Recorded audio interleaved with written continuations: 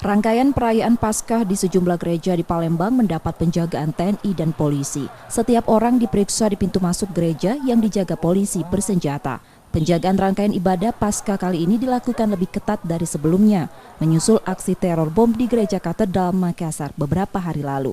TNI juga menurunkan satu kendaraan tempurnya, Panzer Anoa, yang diletakkan di depan pintu masuk gereja. Kapolrestabes Palembang, Kombes Irfan Prawira mengatakan, pengamanan Paskah di gereja melibatkan juga sejumlah organisasi lintas agama yang membantu berjaga di setiap gereja di Palembang. Kita melaksanakan 5 pendekatan untuk pengamanan ini. Yang pertama tentunya adalah deteksi dini dari teman-teman intelijen, baik TNI maupun Polri. Kemudian kita meningkatkan patroli besar, patroli sambang, patroli tokoh agama, tokoh masyarakat. Yang ketiga tentunya kita melaksanakan pengamanan seperti sekarang, terbuka maupun tertutup.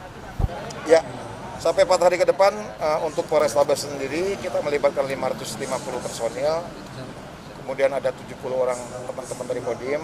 Kemudian yang unik, kita juga menggerakkan rekan-rekan pemuda, organisasi kepemudaan. Penjagaan gereja akan dilakukan selama 4 hari ke depan dengan mengerahkan 550 personil polisi dan 70 personil TNI. Reski Oktora, Muklas Diferensial, Kompas TV Palembang, Sumatera Selatan.